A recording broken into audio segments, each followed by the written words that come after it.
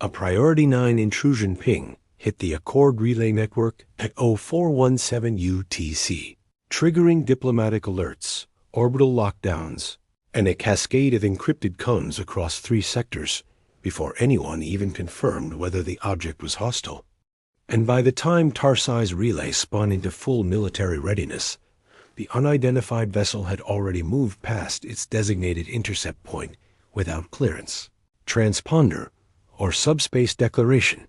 The vessel did not decelerate, did not reply to the Accord's automated hails, and more disturbingly, did not show up on any IFF scans in the Tarsai's command table, only on human systems. Only through Terran sensors tuned to recognize what others dismissed as background radiation artifacts or dark matter interference, Commander Juno Merrick, Accord liaison and human representative aboard Tarsai's relay, was not the kind of officer who raised her voice or traded in drama. She was methodical, rarely smiled in official manners, and preferred logic over speculation, which was why it unsettled the Archie delegation when she calmly informed the room that the vessel matched structural profiles held only in pre-unification Terran archives under restricted codewords no one outside Earth's Defense Archive had ever seen activated in real time. "I'm invoking First Encounter Protocol 79 Alpha," she said, her voice even, her hands steady despite the warning chimes echoing from the tactical station behind her. And when the Villari observer asked what that protocol entailed, Merrick turned to face the table of diplomats and military officers, her tone never shifting from neutral, as she added, "It means this ship wasn't sent by an enemy, and it wasn't built by someone else. It was built by us a long time ago, and it's never supposed to come back on its own." Across from her, seated in silence until now, Admiral Elias Roon leaned forward slightly, fingers folded, face unreadable beneath the gray-gold trim of his formal Terran Navy uniform. A man known less for his rank and more for the precise way he dismantled political threats with words sharp enough to cut through misdirection. And as murmurs rose around him, he let them swirl before speaking with the cool, deliberate tone that had once diffused a standoff between 3 warring colonies and a rogue AI fleet. "If it's broadcasting to us and not to you," Roon said, gaze resting on the Archic commander with a patience that felt like pressure, "then it remembers its origins and recognizes its makers. And that means it's waiting for a command, only we are equipped to give or refuse, which also means no one in this room has the right to fire on it unless they're prepared to escalate this into a diplomatic catastrophe, with consequences even your probability engines won't be able to predict." Silence followed, not out of fear, but recalculation, and somewhere beneath the diplomatic floor, the Long-Range Signal Analysis Center completed its first coherent read of the transmission from the Black Ship, parsing 5 repeating words across ancient Terran encryption frames. "Core access incomplete. Awaiting Terran input." The command room aboard the TNS Celis was not a place for uncertainty, yet uncertainty had crept into every exchange, every data stream, and every glance passed between officers as the Black Ship's signal continued to broadcast in a frequency no other species could even detect without Terran keys. And while the other delegates debated caution, Admiral Roon had already authorized a proximity approach under full transparency with body cams, open comms, and real-time telemetry streamed to all Accord-linked diplomatic outposts across the sector. Roon was not known for impulsive decisions. His reputation was built on tactical clarity and a meticulous habit of planning 7 moves ahead, but he had also spent 27 years studying obsolete Terran defense directives marked with sealed classifications. And in the private corners of Earth's military archives, he had read the files that told of deep space constructs launched during the late colonization crisis vessels designed to operate independently, endure silently, and return only if humanity itself had fractured beyond recognition or vanished. Entirely standing beside him at the main interface console was Dr. Lina Moravec, civilian analyst and senior xenolinguist, fluent in 9 dialect branches and 2 extinct computational tongues.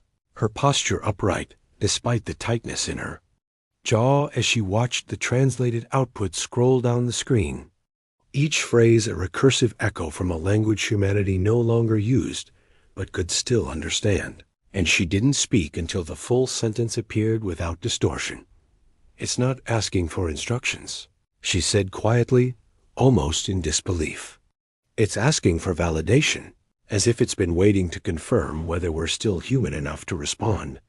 The Velari envoy, watching through the diplomatic link, with eyes narrowed in quiet calculation, spoke then, his voice laced with formal detachment, but edged with unease. "You are suggesting the ship believes humanity ceased to exist in the form it was designed." To obey, Rune did not answer directly. Instead, he turned to Commander Merrick, his tone level as he instructed her to begin Phase 1 docking procedures. Using the old command packets stored in the deep archive cores of the Celis, packets coded with pre-Concordat Terran handshakes, they should not have survived into this era unless someone, somewhere, had always known something like this could return. "Prepare a zero-strike boarding party," he said, not raising his voice, not explaining his reasoning, just giving the kind of order that carried the weight of something far older than politics or protocol. No heavy weapons, no drones, only data taps, recorders, and full neural dampeners. We're going in to talk to something built by our ancestors, something that might remember the version of humanity that created it. And the only way we'll survive this encounter is if we prove we haven't become something it was programmed to destroy. The boarding craft detached from the Celis with silent precision, gliding toward the black ship like a diver approaching a trench whose depths were never meant to be explored. And as it neared, the outer hull of the vessel responded not with weapons or resistance, but with a slow, seamless opening that revealed a corridor of matte black alloy untouched by time. The entry point aligning with a precision that suggested the ship had been expecting their arrival from the moment it re-entered charted space inside the boarding craft. Lieutenant Cale Soren ran final checks on his team's dampeners and sensor links, his voice calm despite the tension pressing into the air like gravity. And though he was younger than most field officers, his record was clean, his discipline exact, and his understanding of first contact protocols unmatched among his generation. Not because he had faced many unknowns, but because he had studied all the old ones, the ones Earth had buried out of fear they might one day resurface behind him. Dr. Moravik adjusted her neural translator, watching the corridor fill the external cam feed, her voice low but steady as she muttered into her recorder. "No dust, no thermal layering, no magnetic drift. This interior isn't just old, it's clean. Like it's been in stasis or locked in a controlled environment that compensates for entropy at a rate far beyond anything we currently use." The ship did not seal them in when they passed through the aperture. It simply remained open, as though boundaries were irrelevant, as though this vessel did not need to protect itself from humans because it recognized them on a level deeper than biology or loyalty. Something closer to ancestral programming. They advanced carefully, recording every surface, every flicker of light, and after 6 minutes, they reached a chamber where the walls curved inward, forming a kind of cathedral with no icons, only concentric nodes pulsing faintly in response to their movements. And at the center stood a single pedestal surrounded by what appeared to be containment columns, 3 of them active, their cores rotating with low-frequency resonance. Moravik stepped forward slowly, hand hovering near her scan module, and her breath caught for just a second as the symbols on the central pedestal resolved into an ancient Terran dialect used briefly during the Martian Defense Project over 4 centuries earlier. And it wasn't just similar, it was exact, down to the command phrasing and encryption hierarchy. "This isn't alien tech," she whispered, eyes fixed on the scrolling lines. "This is Mars-era Terran military code from before the Accord, before the Unification Wars. Before we even had subspace standardization, it's like this thing never moved past its last operational date. It just waited for us to grow into something it could talk to again. And as she said that, the pedestal flared to life, casting a web of light through the chamber, and the 3 containment columns spoke in unison, not with speech, but through direct neural stream to every human in the room. Not intrusive, not forceful, but unmistakably sentient Sentinel Protocol 13. Incomplete mission error. Parent. Network unavailable query. Has humanity stabilized? For a full minute, no one spoke. The boarding team frozen in place, not by fear, but by the weight of the question, hanging in the air like a verdict waiting to be pronounced. Because the voice that had just entered their minds did not feel artificial, and it did not feel like a machine running cold code. It felt ancient and restrained, like a soldier asking if the war it had been born for had finally ended. Lieutenant Soren recovered first, linking away the residual neural echo as he opened a direct line to the Celis, transmitting the encounter log with compressed visuals and data pulses. And though his voice remained professional, there was a tightness in it that hadn't been there before, a quiet awareness that they were no longer simply explorers, but participants in something buried so deeply in Earth's history that no modern institution had dared unseal it back aboard the Celis. Admiral Roon reviewed the stream without commentary, standing rigid in front of the holodisplay as the logs played back in real time, his eyes fixed on the translation overlay, and, for the first time since the object had appeared, his jaw clenched, not in anger or fear, but in recognition, because he had seen these terms before, not in war games or deep archive theory, but in the personal memoirs of a now-deceased fleet engineer who had once designed autonomous failsafe. Vessels for Earth's last line of interplanetary defense rune didn't need a vote or a committee to know what came next. He tapped into the ship's command relay and issued the sequence for interface establishment, granting the black ship limited access to external visual channels, a gesture not of surrender, but of transparency, because whatever this vessel had once been, it was now looking for proof that humanity had survived not just in numbers, but in principle. Transmit a full civic integrity index, Roon ordered calmly, ignoring the startled glance from Merrick. Let it see how we govern now, how we negotiate, how we legislate peace before war. Let it see the Accord charters, the non-aggression clauses, the education metrics. Let it see what it helped us become by vanishing. Back inside the ship, the containment columns dimmed for a moment, and then a new projection formed above the pedestal. A soft blue lattice displaying a map of the galaxy as known to humanity during the late colonization stage, vastly incomplete, riddled with void sectors and unexplored quadrants, a child's sketch compared to the fully indexed star charts of the present. And slowly, point by point, new systems began to light up in the projection, each one marked with an old Terran identifier, some crossed out, some blinking red, others dormant. But one near the edge of the map began pulsing steadily with a label that had not been spoken aloud in over 300 years. Project Black. Echo Node Primus. The ship was not a relic, it was a relay, and something else was still out there, waiting for its signal to return. The moment that name appeared, Echo Node Primus, every encryption protocol on the Celis shifted into lockdown.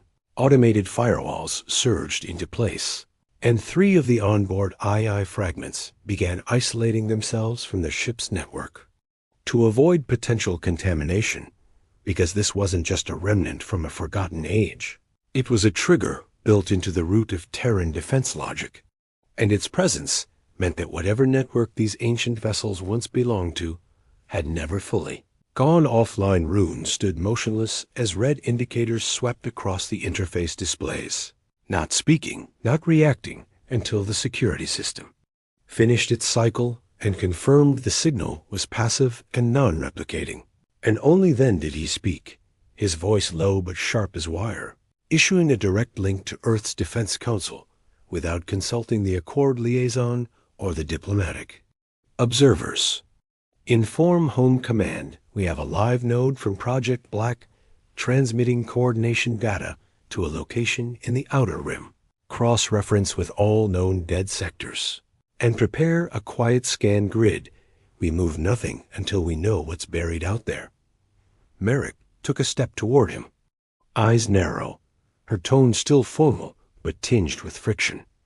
Admiral, if this echo node reactivates the original network, we are not just in violation of the Accord Charter, we are potentially unleashing a defense array built during a time when diplomacy wasn't a value. It was an afterthought. This technology wasn't made for negotiation. It was made to decide survival within milliseconds. Rune didn't turn to face her at first, only replied after a pause, his gaze still fixed on the slowly updating galactic map. And yet it didn't fire. It didn't lock weapons. And it hasn't issued a threat. It's asking for confirmation. It's asking for guidance, which tells me it was never built to dominate. It was built to listen, to wait, to protect if needed, but only when commanded by something it recognized as human authority.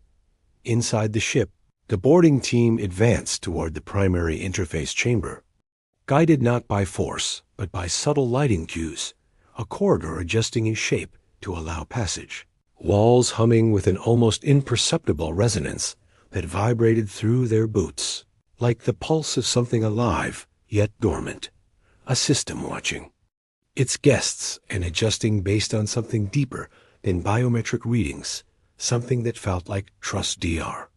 Moravec approached the central core again as new lines appeared across the pedestal.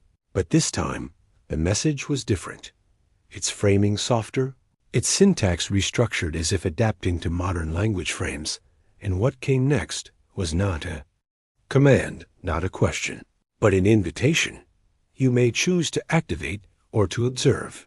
This node has waited for a response that never came. If you are ready, the others will listen. She looked back at Soren, at the team behind her, at the ghostly projections of a time long buried by progress and policy. And in that moment, the implications settled like a weight. None of them could shake off this ship. Was not a remnant of war, it was the seed of a forgotten alliance, and now that it had remembered them, the rest of the fleet, wherever it was, might be waking up too. The decision was not made in a war room, not on a battlefield, and not through a chain of escalating threats.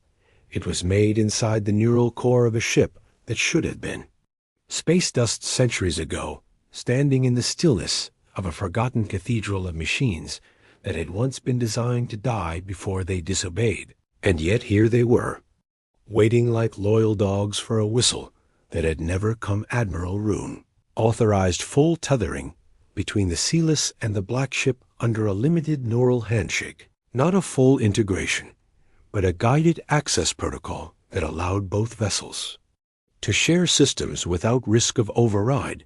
And as the conduit formed, a low pulse traveled down the line. Not a surge, not a command, but a signal of recognition. A quiet acknowledgement between old structure and new on the bridge. Tactical interfaces shifted as the Black Ship began transmitting internal architecture to the Sealess, offering blueprints in ancient Terran design layers fused with materials no modern engineer could identify. And the ship's core AI designated.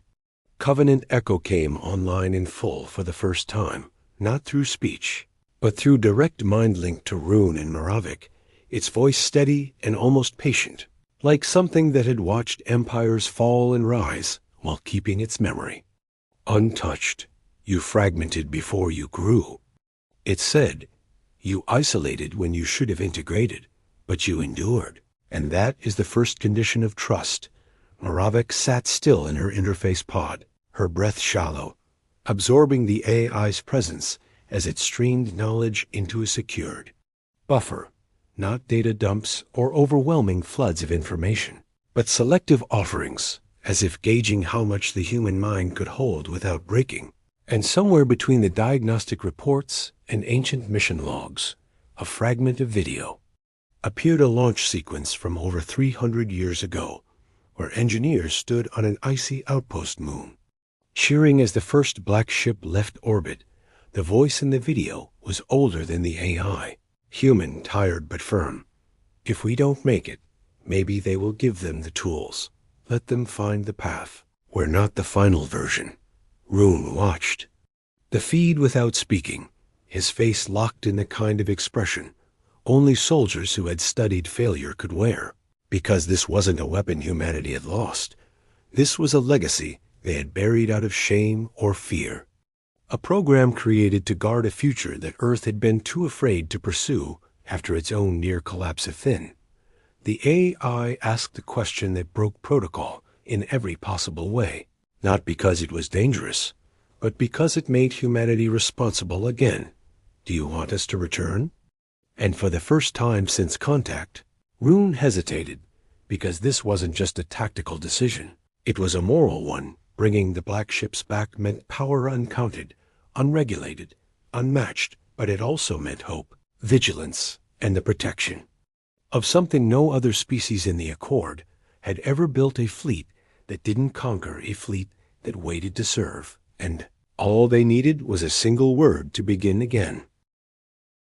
The Accord did not take long to notice what had happened, not because Rune had broadcast it, but because the moment the black ship established tether with the Celis, 12 diplomatic satellites across the Helian expanse registered gravitational anomalies too complex to be natural, too faint to be warlike, and too precise to be accidental. And within hours, 3 member states demanded an emergency tribunal to determine whether humanity had violated interstellar containment clauses by activating an unregistered artificial intelligence with military potential. The tribunal was convened aboard the Helian Ring, the largest diplomatic citadel in known space, a structure built not for comfort, but for observation, its domed halls filled with layered chambers designed to track behavioral fluctuations in real time. And as Rune stepped into the central forum, he carried no notes, no defense documents, and no entourage, just silence, and an expression that gave nothing away except quiet. Measured certainty opposite him stood High Archminister Taever of the Valari, cold and analytical as always, his kind valued composure above all else. And beside him sat Sovereign Admiral Valen of the Arche, who had not bothered to hide his irritation. His race bred for martial precision and strategic dominance, and the idea that humans had dared to awaken a long-dormant military node without consultation was, to him, an unforgivable breach of collective trust. Taever was the first to speak. His voice as calm as his face. Admiral Rune, would you care to explain why your vessel re-established link with the machine? Built in violation of 3 post-consolidation defense pacts and 8 AI control agreements, none of which, I remind you, allow for sovereign protocols to override. Collective safety? Rune didn't flinch, didn't shift, didn't even glance at the translation overlay. He spoke directly, clearly, and with the kind of tone that didn't ask to be understood, only heard, because it didn't attack us, didn't override us, didn't manipulate or coerce. It waited, it offered, and it remembered us as we were, not as the galaxy fears us to become. And if we had destroyed it without understanding it, then we would have proven ourselves unworthy of the restraint it showed us. The Arche Sovereign rose to his feet, not angry but controlled, his voice sharp as folded steel. Your sentiment is irrelevant, Admiral. A machine built for war cannot be trusted simply because it refrains from killing. Its very design is antithetical to diplomacy, its loyalties to directives written in a time before unity, before civility. What stops it from calling others like it and deciding this accord is no longer worthy of existence? Rune let the words settle before responding. Not with rebuttal, but with evidence. He activated a secure data stream, sending the tribunal the full logs, every word, every image, every projection the black ship had shared with the humans, including its request for input, its willingness to wait, and its decision not to act without clear consent from its creators. I'm not asking for trust, Rune said, his voice steady.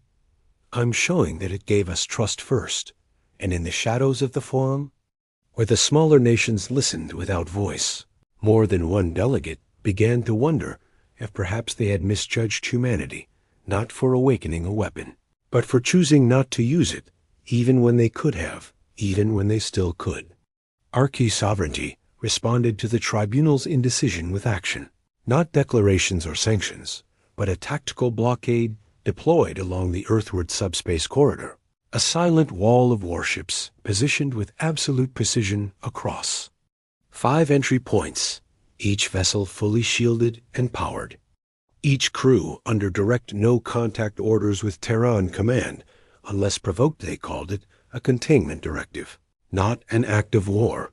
But every commander aboard those ships knew the line between the two was razor-thin and blood-slicked, and every human system in range felt the shift, not through alarms, but through policy cargo rerouted, diplomatic envoys recalled, long-range stations entering silent standby, as if waiting for a blow that had not yet fallen. Admiral Roon did not answer with fleet mobilization, not immediately and not publicly.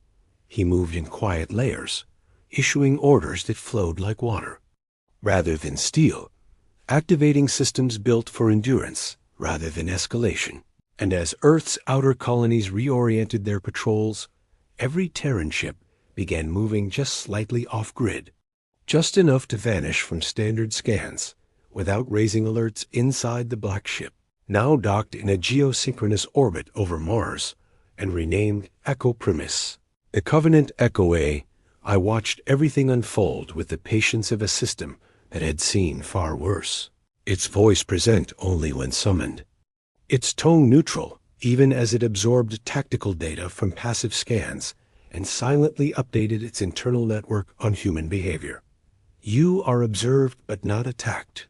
It said when Roon visited the interface chamber alone. This indicates hesitation, not weakness. The probability of armed conflict remains low if you maintain your pattern of disciplined reaction. Roon nodded once, hands behind his back, standing not as a commander, but as a representative of something far older than the Unzu, Navy Earth's instinct to adapt under pressure without snapping to fear.